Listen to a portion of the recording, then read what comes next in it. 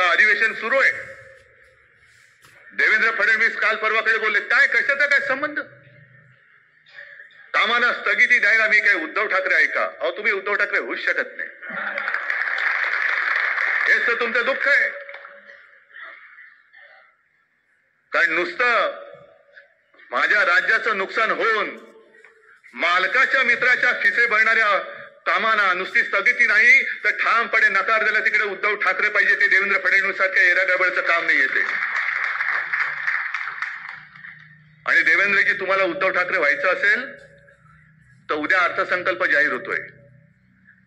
जसं मी माझ्या नागपूरच्या पहिल्या अधिवेशनामध्ये माझ्या शेतकऱ्यांची कर्जमुक्ती केली होती तशी तुम्ही उद्या माझ्या महाराष्ट्रातल्या शेतकऱ्यांना कर्जमुक्त करून दाखवा.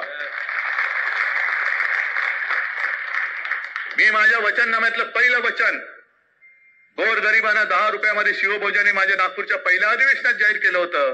तुम्ही माझ्या महाराष्ट्रातल्या माता भगिनींना 2100 रुपये उद्याच्या अर्थसंकल्पात जाहीर करून दाखवा आणि मग माझ्याशी बरोबरी करा.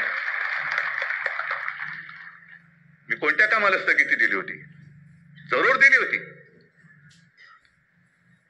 आरे कॉलनी मधल्या त्या वृक्षतोडीला मी जरूर स्थगिती दिली होती आणि सरकार राहिलं असतं तर तुम्ही रद्द करून कांजूरला आता तुम्ही या अडाणीच्या घशामध्ये जी जागा घातली तिकडे कांजूर मार्ग माझ्या मेट्रोचं स्टेशन करून दाखवलं असतं. पण सगळं काही उचलून तुम्ही गुजरातला पळून नेताय. तुमचे मालक तिकडे बसलेत. आमचं गुजरात्यांबद्दल काही भांडण नाहीये. पण ही लोक येऊन आता तो जो काही भाषिक प्रांतवाद करतायत, म्हणजे देशाला स्वातंत्र्य मिळाल्यानंतर भाषावर प्रांत रचना झाली. गुजराती लोकांना गुजरात मिळालं, त्यांना त्यांची राजधानी मिळाली. उत्तर प्रदेशमध्ये तसाच मध्य प्रदेश तयार झाला, उत्तर प्रदेश तयार झाला, बिहार झाला, सगळे प्रदेश तयार झाले.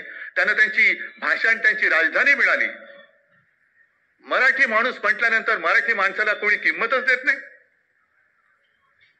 मराठी काय करेल मराठी? कारण हे असे गद्दार आहेत. मराठी माणूसच मराठी माणसाचा घात करतो.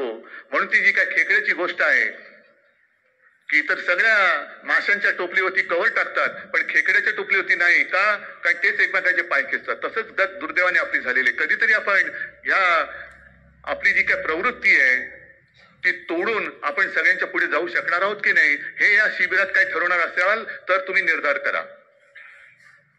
किती दिवस बसायचंय? हिंदुत्व